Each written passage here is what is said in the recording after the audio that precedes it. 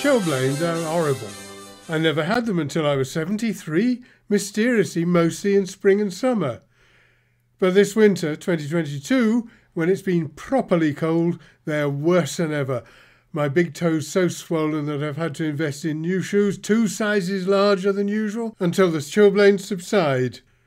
My chilblains, though troublesome enough, are nowhere near as bad as those suffered by other people. If you want, you can explore them for yourself on the internet. Many of them are so unpleasant to look at that I won't impose them upon you for more than a second. Let's get straight on to fixing chilblains. Spoiler, this picture represents the only reliable remedy: warmth. An outbreak of chilblains follows a sequence of events. In my experience, first there's just spontaneous pain. A toe just starts to hurt with nothing to see.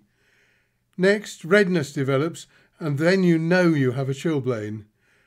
A toe can become swollen and very tender, and if you're unlucky, the skin might dry and crack. With additional pain and risk of infection, special soothing antiseptic care is needed.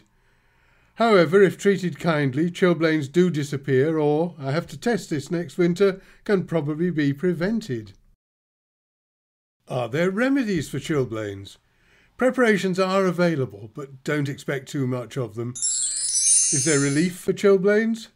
Soothing ointments of variable quality are available. Are quack cures available? Of course. Is there a cure for chilblains? Not really. In fact, the honest answer is no. No? What does the NHS say about chilblain cures? Nothing. Not about cures. Chilblains often get better on their own after a week or 2 without treatment. But don't get cold. Keep warm and cosy if you want the chilblains to fade away. Then what about chilblain relief? The NHS says it may help to use a soothing lotion such as calamine or witch hazel to relieve itching. Don't expect too much of chilblain preparations. They soothe the skin, but they don't really relieve the basic symptoms of chilblains and certainly won't cure them. For assistance? Your pharmacist may also be able to recommend a suitable product. Be critical, I say. When I asked for help, the advice was unconvincing, so I went home and interrogated the internet. What I discovered didn't match the advice I'd received. I'll tell you about it. I went to a pharmacy and asked what to do about chilblains. This ointment was recommended. At the time, lacking appropriate medical knowledge, I was vaguely inquiring about a cure which I naively thought was a possibility. Snowfire has been recommended to me twice by medically trained people, each time with the implication that it will promote a cure by warming the toes and dilating the capillaries, thus improving blood flow. There is nothing in Snowfire that would do that. Just soothing oils and comforting smells, and that's what we'll discover about most preparations that boast a remedy for chilblains. Snowfire can't and doesn't provide a chilblain remedy, and the manufacturer never claims any such thing. So why do people think and advise otherwise? Misinformation promoted by hyperbolic marketing language. No reasonable preparation claims to cure chilblains, but vendors insert words into their advertising that help the expectant purchaser to suppose a cure. Vendors, let us say, don't go out of their way to disabuse purchasers of any misapprehensions they might assume about Snowfire versus chilblains. And neither do the vendors of similar products. Not quite. They don't make direct claims, but they do provide enough implications for people to make erroneous assumptions which help ensure sales. Here it clearly states that Snowfire is the remedy for people prone to chilblains. From that, purchasers might quite reasonably presume a cure which they won't get and which was never claimed by the manufacturer. Also, the vendor's list of ingredients are often different from the manufacturer's list. This one lists just 10 ingredients, while the manufacturer, Optima, lists 23. Who is telling the truth? It won't take long to discuss chilblain cures because there aren't any. GPs have a few treatments, but remember the NHS advice, chilblains often get better on their own after a week or two without treatment, and that's the way doctors deal with all but the severest cases. If remedy essentially means cure, then no. But of course you can try creams and ointments and who knows, maybe benefit from a placebo effect. However, there are plenty of creams and ointments available, any of which, other than the quack cures, might help, particularly if the skin has become dry and broken. My own chilblains, though debilitating, have not cracked, so I've needed only to improve my foot care and keep warm. I found this list of recommendations, which is quite sensible if you forget about wanting a cure, satisfied with relief from irritation. Let's explore the available chilblain relief preparations. Note that Perneoderm occupies 4 places. Perneoderm is the one and only preparation that makes no impossible claims and conforms with the only 2 ingredients considered possibly useful by the NHS, witch hazel and calamine, both used to soothe irritation. Perneoderm comes in another formulation containing calendula. Both Perneoderms claim no more than relief of the symptoms of chilblains when they are sore and irritated. I doubt that they would do much for my less than severe chilblains, though if I were not so critically analytical, I might receive a placebo effect, which can be beneficial to some people. Next, coming in at 3 and 6 among the 10 recommendations, the Acyl family of creams. You might think that these are all language-specific versions of the same formulation, but they carry a range of claims of protection and even prevention of chilblains, and notably varying lists of ingredients. Acyl winter, English, is also labelled Acyl hiver, which looks French but also Spanish. The French Achillane comes in different packaging with a briefer, modified ingredients list. Then the Portuguese version of Acyl hiver doesn't mention Acyl winter, as does the English-Spanish version, and lists no ingredients, calling itself a cold cream, but I bet it's the same as the others. Here's my rationalised ingredients list for the Acyl creams: soothing, moisturising, protecting, and... The 7th recommendation is named The Witch Hazel Experts, so we might at least expect one NHS mentioned ingredient, but what about the other, calamine? Yes, it's there, and there's tea tree in this one too. It's a herbal ingredient with slight antibacterial, anti-inflammatory, antiviral and antifungal properties. But the manufacturer never mentions chilblains. Once again, it's the vendors who add that key word, and if not read carefully and critically, it can be misleading. However, it probably is a soothing balm, which might well provide some relief for dry, split chilblains. This preparation, which boldly declares itself to be a chilblain cream in a way which will persuade sufferers to presume it's a cure, is sold under several names below, which, other than South Moon, I'm not going to attempt to pronounce. There's too much online hype and name confusion to be confident of this product. It's most readily obtainable from Amazon and numerous eBay vendors. The pictures are always the same, impossible to look for Chinese characters, though the incompetent ingredients list may be interpreted as an example of Chinese herbal medicine.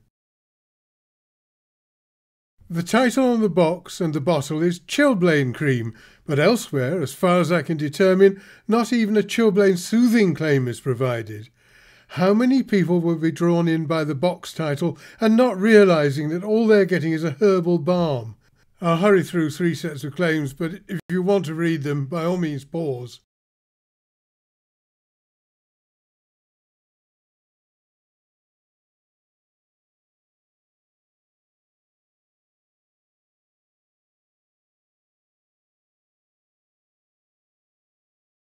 When Snowfire was first recommended to me, Googling had suggested to my as yet underinformed comprehension that Balmosa might help. In fact, that was what I asked about next, to be informed that it was not available, but Snowfire was. An authoritative-looking website that is in fact commercial advised that Balmosa cream is an analgesic rubefacient which works by producing a sensation of warmth on the skin to soothe and relieve the pain of unbroken chilblains. This cream is completely different from all the others, and I'm not sure what to make of it. However, when Snowfire was introduced to me, that was the story I was told, about it warming the toes and dilating the capillaries, improving blood flow. Perhaps by some innocent association rather than the advisor's knowledge. I might have believed all that, but instead went home to refine my understanding of the subject, and I'm glad I did. Balmosa's claimed active ingredients are a lot more basic than we might expect, given that technical-sounding description. As an ointment, Balmosa will probably soothe chilblains. Well, a bit, and if you can get hold of it. The next 3 ointments all claim chilblain treatment, but do not inspire confidence, though like many, they might produce some sort of soothing comfort. This one is easy to purchase, particularly on eBay, but any visible text is in Chinese, cryptic or out of focus, so very uninformative. I'd suggest that information is a quality we should fairly demand of any medical product. Chinese, herbal and perhaps soothing. It's labelled Pernio cream, that is claiming to be specifically for chilblains. Indeed, in an imprecise way, it purports to be chilblain preventative, which we know, of course, it can't be. Now, this horse oil seems to be borderline quackery, the upcoming category, but I hadn't the heart to annex it completely. I wonder what oil of horse really is. As with numerous ailments, even serious illness, quack cures can be found. Snake oil? Intentionally or not, the name boldly announces its quackery. In case you haven't been exposed to the terms snake oil and snake oil salesman, here we go. Wikipedia tells us, snake oil is a term used to describe deceptive marketing, healthcare fraud or a scam. Similarly, snake oil salesman is a common expression used to describe someone who sells, promotes or is a general proponent of some valueless or fraudulent cure, remedy or solution. However, unlike the following nonsense, at least snake oil contains ingredients, though they're not mentioned on the packaging, only in the patent register, which isn't the easiest thing to find. If we assume that the patent statement is true, then snake oil really does contain snake oil and, a bonus, snake skin. Would those snaky ingredients, as the patent notes claim, have good effects of preventing and treating chilblain? I'm not persuaded. Now we have reached and will be scraping the very bottom of the barrel. Please excuse my spending a few minutes on homeopathy. Because of its incomprehensible popularity, even by royal warrant, its manifest shortcomings always warrant repetition. Once homeopathy's supposed efficacy in chilblain treatments has been presented by the homeopaths, they completely contradict their own advice by providing the common-sense, practical conclusion I was aiming towards. The German physician Samuel Hahnemann was, in his time, one of the great lifesavers in medical history. His 1796 invention, homeopathy, probably saved thousands of lives, or rather prevented numerous deaths, not because it worked, but because, literally, there's nothing in it. Once established, harmless homeopathy helped put an end to an ancient practice which killed many thousands, probably millions of sick people over many centuries, bloodletting. Relieved of that quack procedure, many people simply got better, rather than worsening by hemorrhage, shock and infection after assault with a phlegm. Then, as science progressed, homeopathy, another quack procedure, proved to be non-functional and was sensibly replaced by real medicine. except in some quarters it inexplicably continues to be sought by patients who haven't heard or don't believe there's nothing in it, and it does nothing. Again, marketing hype increases sales of products providing no public benefit and potential public harm. Here's an Indian site that promotes homeopathic remedies for chilblains. HomeoMart offers two chilblain preparations, one a conventional ointment and the other a homeopathic tincture. One contains an ingredient and the other nothing of note. Indian doctors involved with HomeoMart are very much at odds when recommending homeopathic remedies for chilblains, and none of them recommends HomeoMart's Tamus communis. If they have effective remedies for chilblains, why don't they agree? There really is no mysterious secret in homeopathy, not the supposed but never demonstrated memory of water, or the so-called active ingredient after it has been diluted to extinction. Yes, diluted to extinction. There's nothing in it. After multiple dilutions, repeatedly 1 drop in 99 drops of solvent, no significant trace of the ingredient remains, none at all. At the highest alleged potencies, that is, the lowest concentrations, homeopathic remedies are as likely to contain a single molecule of the so-called active ingredient as one molecule in a volume roughly equivalent to the entire world's oceans.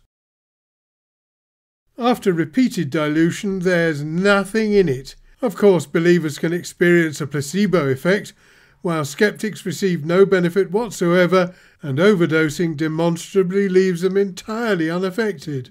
Numerous mass overdose events have celebrated the ineffectiveness and hazards of homeopathy. Don't just take my word for it. If you want to learn more about the desperate failure of homeopathy, this is an excellent introduction. And then watch James Randi's highly entertaining TED Talk, then you can continue your investigations with Google and YouTube. Just before we leave HomeoMart, there is some sound advice buried within the dense text which proclaims their quackery. It eliminates the need for their useless homeopathy, if people would read it. If we can avoid chilblains, and we probably can, what are all the remedies for, whether real, palliative or quack? Having done my homework, that is precisely how I intend to deal with chilblains in future, and I've already invested in all the unguents, balms and soothing nostrums I need. None. As even the homeopaths advise, I'll prevent them, I hope, with constant gentle warmth.